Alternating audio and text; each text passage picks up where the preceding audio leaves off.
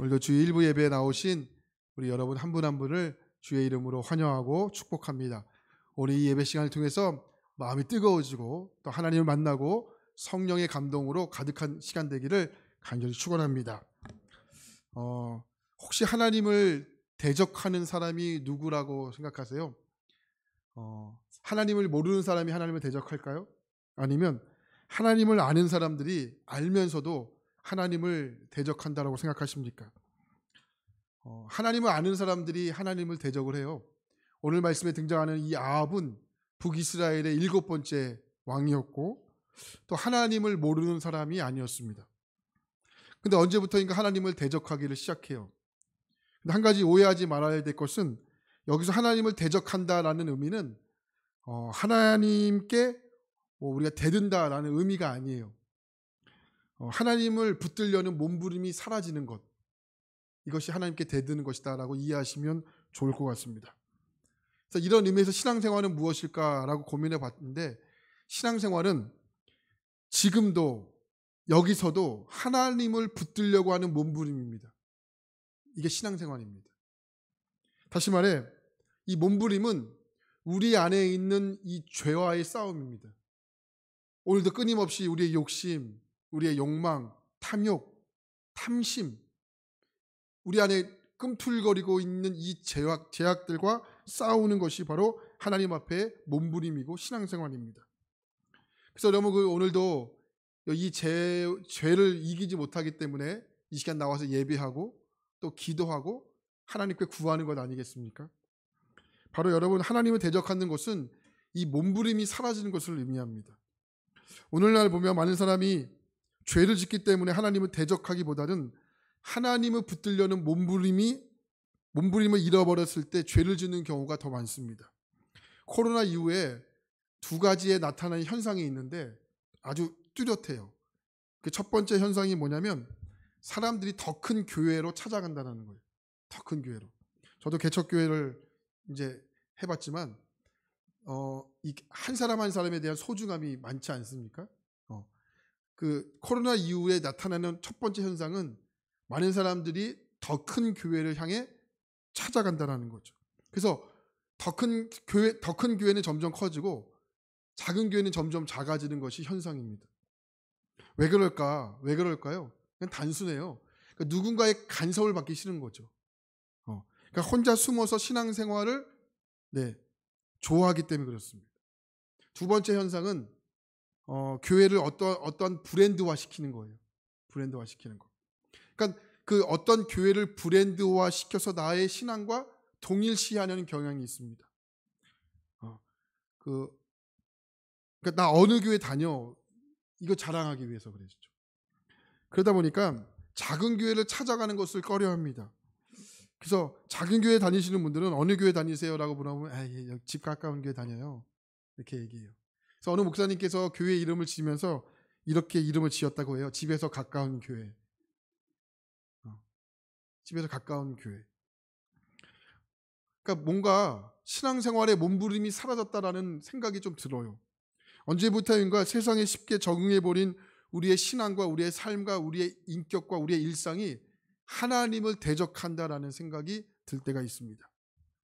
그 청소년 사역자이고 탱크 목사로 유명했던 홍민기 목사님이 쓰셨던 하나님이 중심이라는 책에 나오는 한 이야기를 좀 해드릴게요.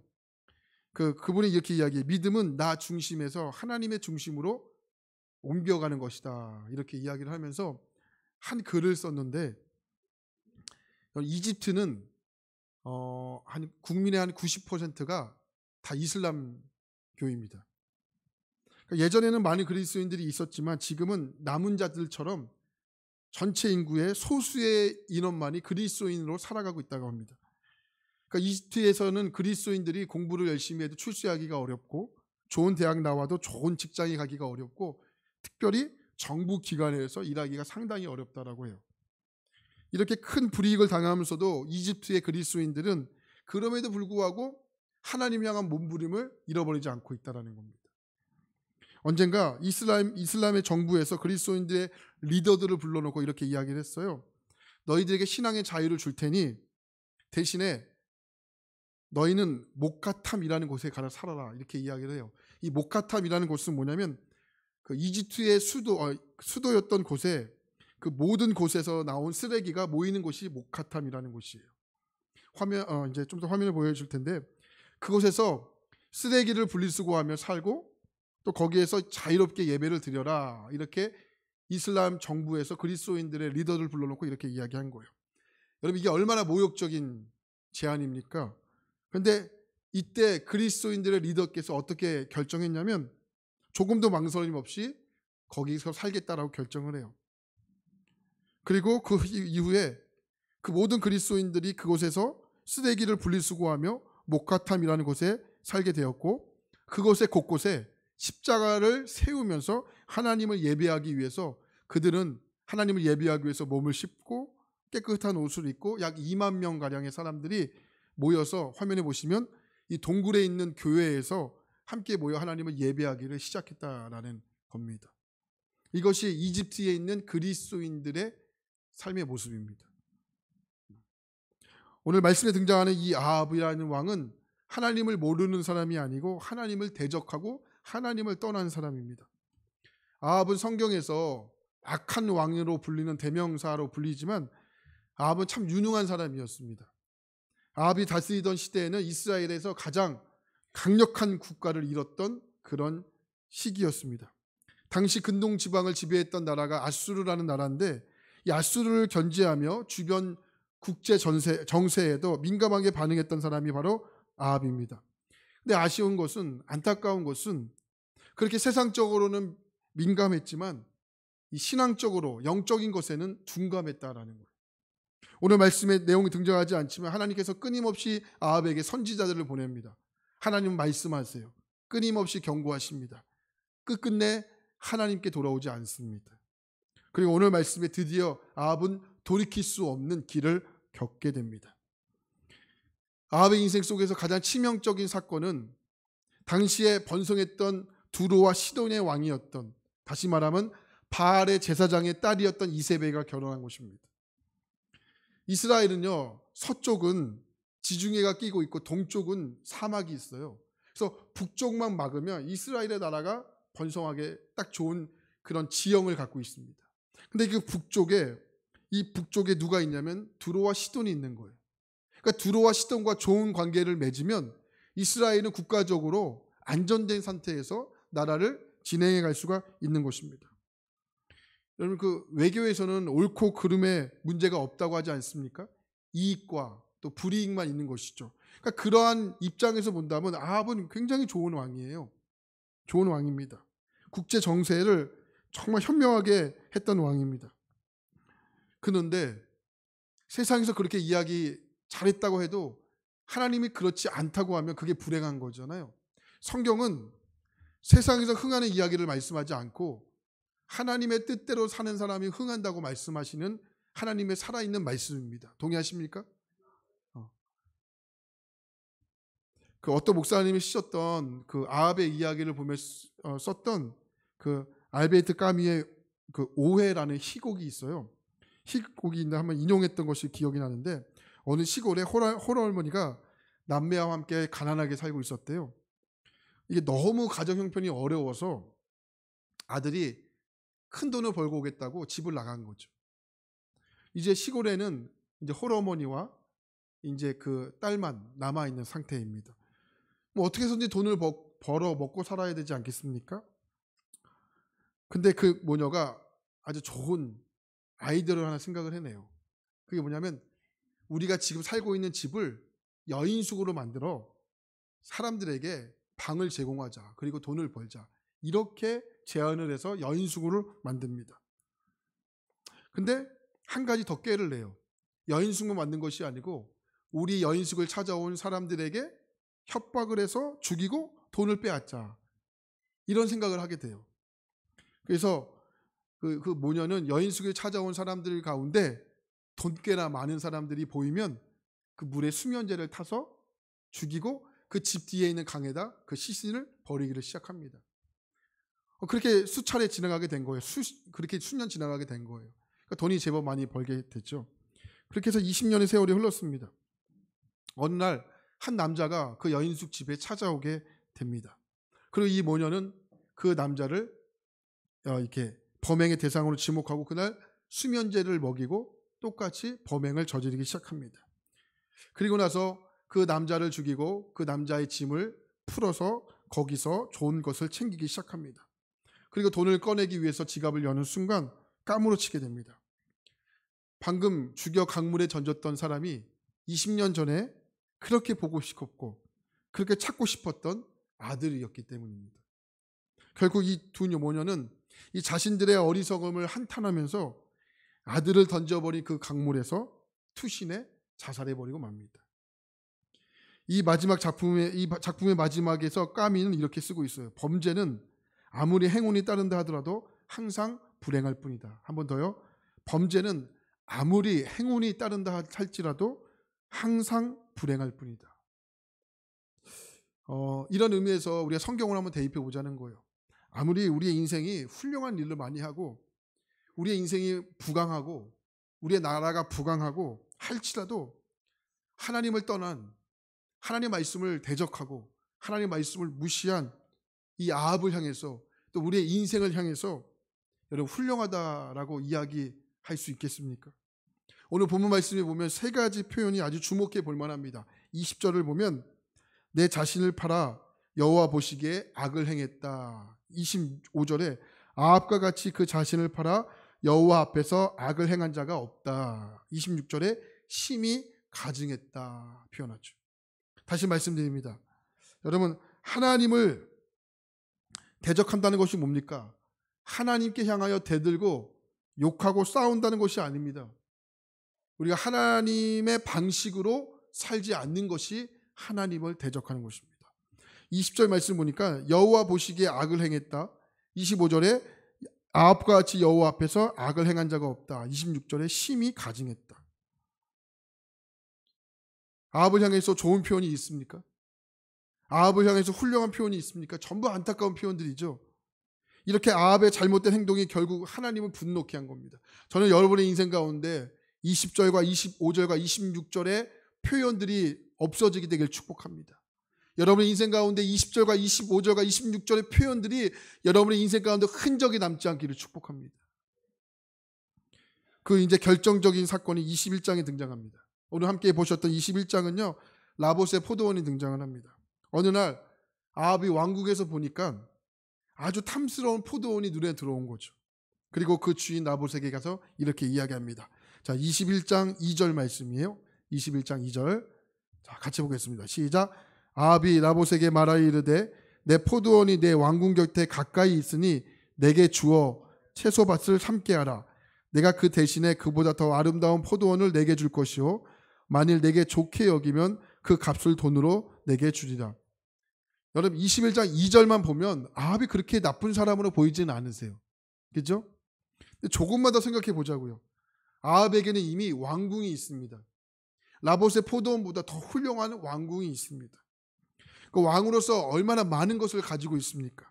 그럼에도 불구하고 끊임없이 아합에게는 그 가운데 탐심이 일어나기 시작한 거예요. 탐욕이 일어나기 시작합니다.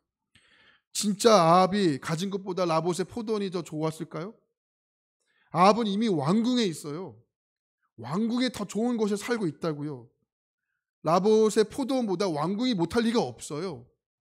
설상 그보다 못하다 할지라도 왜 왕이요? 왕의 마음에 이 백성의 것을 탐하는 마음이 생기는 것일까요? 신명기를 보면 애굽에서 탈출한 이스라엘 백성들을 향해서 하나님은 너무 중요한 기준을 말씀하세요. 이때 지켜야 하는 기준이 성경에 분명히 말씀하고 있는데 잘 들어보십시오. 신명기 17장 16절 이하의 말씀이에요. 병마를 많이 두지 말고 아내를 많이 두어 그의 마음을 미혹하게 하지 말고 자기를 위해 은금을 많이 쌓지 말고 왕위에 오르거든, 왕에게 주는 말씀이에요. 왕위에 오르거든 이 율법서의 등사본을 레위 사람 제사장 앞에서 체결을 기록하고 평생에 자기 옆에 두고 하나님 여호와의 경외하기를 배우며 그 율법의 모든 말씀과 이 규례를 지켜 행하라. 행했으면 좋겠다 말씀하지 않아요. 행하라 마침표를 짓습니다. 반드시 행하라는 거예요. 성경에서 말하는 왕은요 군림하거나 누리는 것이 아니고 하나님을 섬기고 하나님의 말씀을 평생 옆에 두어 그 말씀을 좌우로나 우로나 치우치지 아니하며, 할렐루야, 그 말씀을 지켜 행하는 사람, 그것이 하나님께서 성경에서 세우신 왕의 표본이라는 거죠. 그러나 아합은 어떻습니까? 하나님이 주신 왕의 직무를 어깁니다.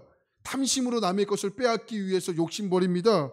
우상을 따르죠. 하나님을 떠나는 패역한 일을 얼마나 많이 했는지 모릅니다. 그럼에도 불구하고 하나님은 끊임없이 그를 향해서 하나님은 돌이킴을 원하시는 겁니다. 하나님 어떻게 하셨습니까? 그는 끝내 하나님께 돌이키지 않았다라는 겁니다. 여러분, 하나님이요, 괘씸하게 우리의 인생 가운데 한 번에 말씀하시는 분이 아니세요. 하나님은 수차례, 지금도 끊임없이 우리 가운데 경고하시는 분이세요. 오늘 말씀에 보니까 아합을 향하여 선지자 엘리야가 신랄하게 비판합니다. 당신이 하나님 앞에 악을 행했습니다. 다시 말씀드립니다. 하나님께 대적한다는 것이 무엇입니까? 하나님을 향하여 욕하거나 싸우는 것이 아닙니다. 하나님의 방식대로 살지 않는 것이 하나님을 대적하는 겁니다. 하나님께 이 하나님을 붙들려는 몸부림이 사라지는 것이 하나님을 대적하는 겁니다. 처음에도 언급해 드렸지만 아합의 행한 일에 대하여 세상의 논리로 본다면 잘못한 것이 하나도 없습니다. 누가 잘못했다라고 이야기할 수 있겠습니까? 왕이 되어 이 정도의 권력을 누릴 수 있는 것이 뭐가 그렇게 큰 죄라고 말할 수 있겠습니까? 그러나 이스라엘이 어떤 나라입니까? 세상의 나라가 아닙니다. 이스라엘이 어떤 나라입니까? 하나님께서 세우시고, 할렐루야, 하나님께서 이끌어 가시는 나라이지 않습니까? 그렇기 때문에 이스라엘은 하나님의 말씀이 기준이 되어야 하는 것입니다. 여러분, 오늘 우리가 이 말씀을 통하여 얻어야 하는 이 기준이 분명해요. 그것은 뭡니까? 하나님을 대적하는 자의 행동은 결국 탐욕으로 향해 가고 있다는 겁니다. 탐욕으로 향해 가고 있다. 하나님을 대적하는 이유가 결국은 탐욕입니다. 탐욕이 그 근거가 됩니다. 실제로 고고학자들에 의하면 이 아합의 별장이 있었던 궁터가 발견이 됐는데 이 모든 사람들에게 다 공개가 되었어요. 이 주위의 경관이 이 얼마나 아름다운지, 동쪽으로 20마일 정도 떨어진 곳에 요단강이 보이고 동북쪽에는 갈릴리 호수가 보이고 서쪽으로 30마일 떨어진 곳에는 지중해가 보이는, 한마디로 말하면 전망이 끝내주는 곳이었대요. 그런데 그렇게 아름다운 별장을 가지고 있음에도 불구하고 탐욕이 그의 마음을 지배하니까 아름다움이 아름다움으로 보이지 않는 거예요. 야고보서 1장 15절입니다. 욕심이 잉태한 듯 죄를 낳고 죄가 장성한 즉 사망을 낳느니라. 욕심, 죄, 사망. 결국 사망의 원인이 뭐예요? 욕심이라는 거예요. 탐욕이라는 거예요. 할렐루야. 초대 기독교 학자였던 어거스틴이 이렇게 이야기합니다. 사랑해야 할 것과 우리가 사용해야 할 것을 늘 구분해야 된다. 한 번 더요. 우리가 사랑해야 할 것과 사용해야 할 것은 늘 구분해야 된다. 만약 사용해야 할 것을 사랑하게 되면 절대로 제대로 사용하지 못할 것이다. 결국 잘못된 사랑이 뭘까요? 그게 죄라는 거예요. 그게 욕심이라는 거예요. 그게 탐욕이라는 거예요. 그래서 골로새서 3장 5절 말씀을 보시면 이 말씀을 여러분 유심히 잘 보시기 바랍니다. 탐심은 우상숭배니라. 할렐루야. 한번 같이 읽을까요? 시작. 탐심은 우상숭배니라. 탐심은 우상숭배니라. 오늘 아합의 결론이 무엇입니까? 하나님을 향한 몸부림이 사라지게 되자 결국 그를 다스리는 것은 무엇입니까? 탐심이라는 것. 탐심. 우상숭배였다는 것. 열왕기상 16장을 보면 아합이 왕이 된 다음에 사마리아를 건축합니다. 그 다음에 무슨 일을 하게 되냐면 탐심이 그를 작동하게 되니까 바알을 위한 신상을 만들기 시작해요. 그 앞에 바알을 위한 제단을 만들기 시작합니다. 왜 그런 일이 있었을까요? 왜 그런 일이 있을 수밖에 없었을까요? 열왕기상 18장과 19장을 보면 바알과 아세다의 그 제사장들과 엘리야가 대결하는 장면이 나오죠. 이때 누가 이겼습니까? 엘리야가 이겼어요. 3년 반 동안 비가 오지 않는 그곳에 엘리야가 기도함으로 말미암아 3년 반 동안 가뭄으로 힘들었는데 그곳에 하나님의 비를 내리기 시작했죠. 근데 여기에 누가 등장을 하냐면 아합의 아내였던 이세벨이 등장을 해요. 여러분, 이세벨이 누구였다고 말씀드렸죠? 두로와 시돈의 왕이었던 공주였고 자녀였던 공주였고, 이 두돈의 그 시돈과 두로의 왕이었던 사람이 누구였냐면 바알의 제사장이었어요. 바알의 제사장의 딸이었기 때문에 에이세벨이 누굴까요? 바알을 섬기던 사제였다라는 거예요. 여러분, 우리 그런 말 있잖아요. 남편은 아내하기 나름이에요. 남편은 아내하기 나름이래요. 아내의 입김을 이기지 못하고 결국 아합도 바알과 아세라를 나라 곳곳에 받아들이고 또 그 신전을 세우지 않았습니까? 그럼에도 불구하고 하나님은 끊임없이 아합을 심판하지 않으셨어요. 경고하셨죠. 그리고 우상을 버릴 것을 끊임없이 하나님은 요구하셨습니다. 끝내 오늘 본문에 나오는 것처럼 아합은 돌이키지 않았습니다. 그 결과 하나님은 어떠한 결정을 하십니까? 자, 21장 27절과 29절 말씀 볼까요? 21장 27절과 29절까지 말씀 같이 보겠습니다. 시작. 아합이 이 모든 말씀을 들을 때에 그의 옷을 찢고 굵은 배를 누우며 또 풀이 주고 다니더라. 여호와의 말씀이 디셋 사람 엘리야에게 임하여 이르시되 아합이 내 앞에서 겸비함을 내가 보느냐. 그가 내 앞에서 겸비함으로 내가 재앙을 저희 시대에는 내리지 아니하고 그 아들 시대에야 그의 집에 재앙을 내리리라 하셨더라. 말씀에 보면 아합이요 하나님 앞에 회개합니다. 회개하죠. 회개하셔서 하나님이 재앙을 그의 때에 내리지 않고 그의 아들 때에 내리시겠다고 주님이 결정하세요. 여러분, 그런 뜻이 아니에요. 그런 뜻이 아니고 아합은 그렇게 무섭게 심판하시겠다고 말씀하시는 것은 금세 회개하는 모습 때문에 심판을 미루시는 하나님을 보면 하나님께서 처음부터 아합을 향해서 심판할 생각을 하지 않으셨다는 거예요. 이해되세요? 하나님의 마음은 심판이 있지 않아요. 하나님의 마음은 심판이 있지 않습니다. 하나님의 마음은 긍휼에 있습니다. 하나님의 마음은 사랑에 있습니다. 근데 우리가 인간이 악하기 때문에 자꾸 그 하나님의 마음을 이용해요. 에이 하나님, 에이 하나님.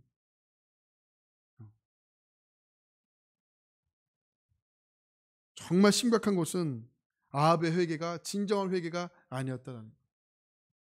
여러분, 우리가 하는 말씀 중에 예수님 우리가 하는 이야기 말 중에 참 이런 얘기 많이 해요. 아, 우리 마음은 원하지 않는데 우리 육신이 약하잖아요. 아, 우리 마음은 원치 않는데 육신이 약하잖아요. 하나님도 그걸 이해하세요. 인정하십니다. 근데 문제는 뭐냐면 이 말을 하고 끊임없이 넘어진다는 거예요. 아, 우리 마음은 원하지 않는데 육신이 약해서요. 마음은 원치 않는데요, 육신이 약해요.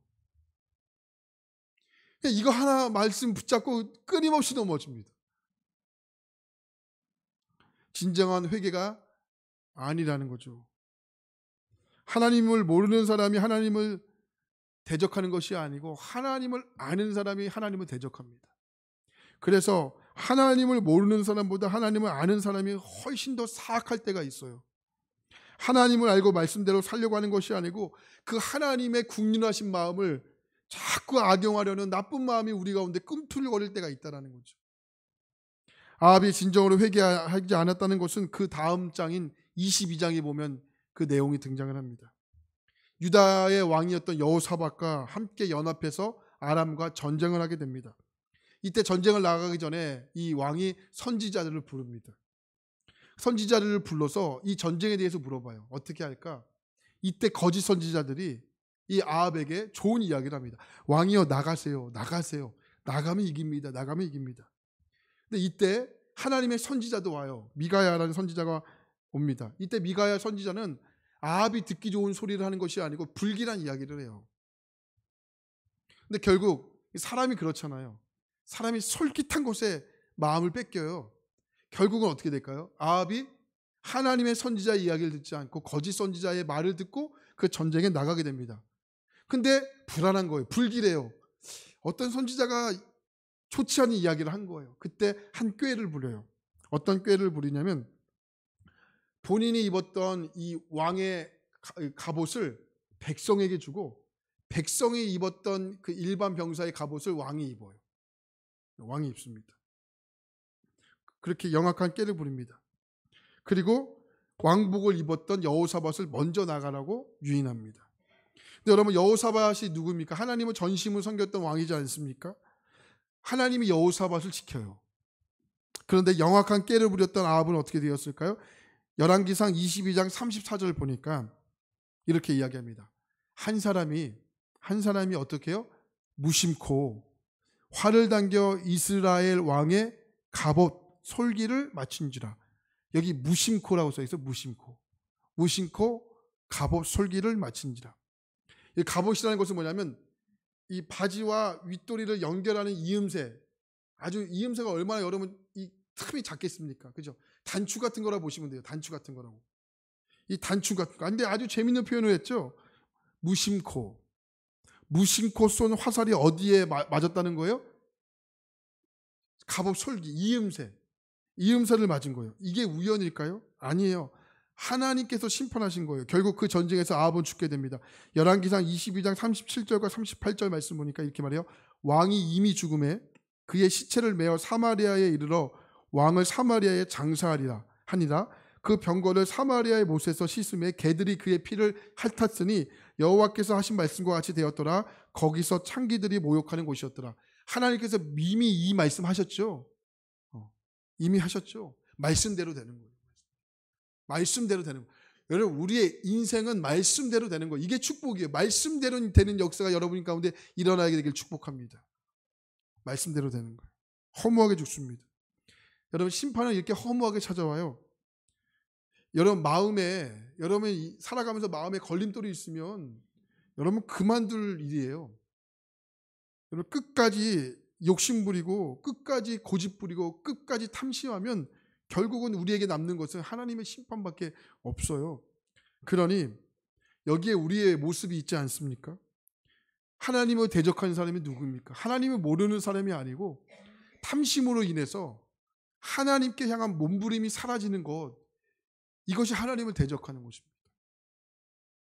여러분, 이 아합의 이야기를 통해서 하나님을 대적하는 자와 하나님을 대적하지 않는 자의 기준이 명확한 것을 아셔야 됩니다.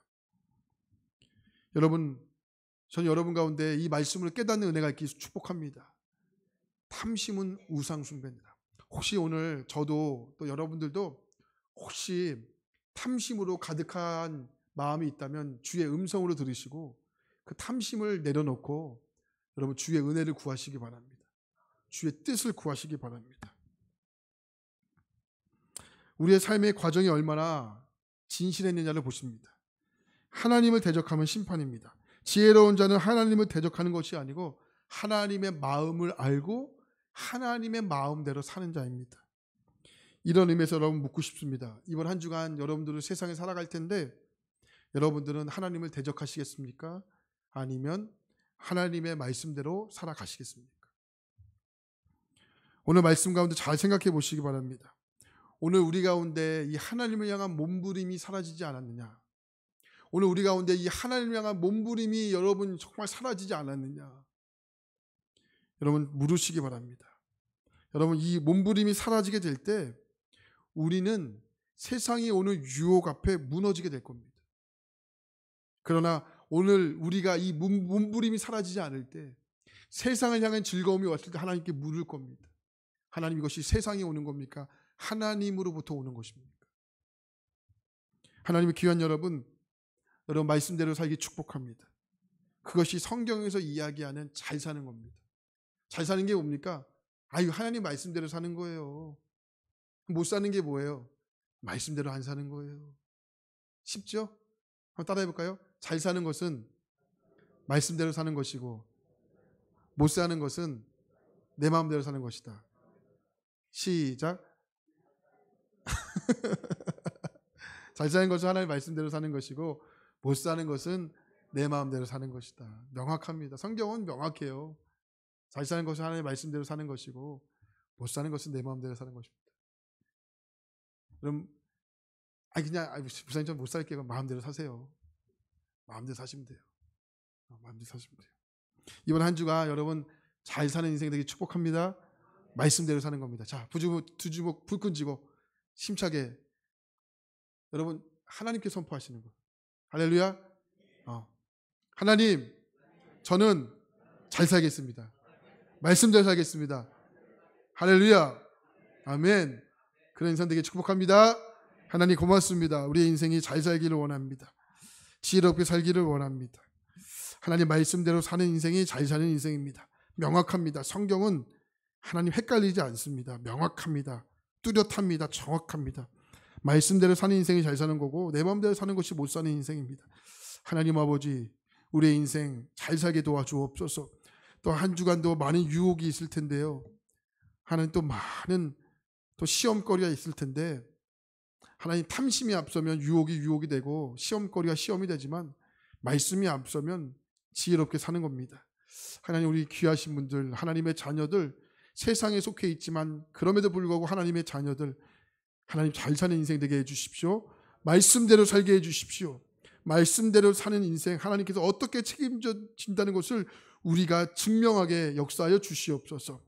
오늘 그렇게 행하실 것을 결단하고 사는 모든 분들에게 하나님을 향해서 몸부림이 사라지지 않기를 원하고 늘 하나님 어떠한 작은 것 앞에서도 하나님 앞에 몸부림치며 하나님께 기도하고 하나님 뜻을 묻고 하나님 말씀대로 살아갈 수 있도록 우리 가운데 믿음과 신앙과 용기와 결정을 허락하여 주옵소서. 함께 하실 주님께 모든 영광 올려드리며 예수님의 이름으로 기도합니다. 아멘. 우리 함께 자리에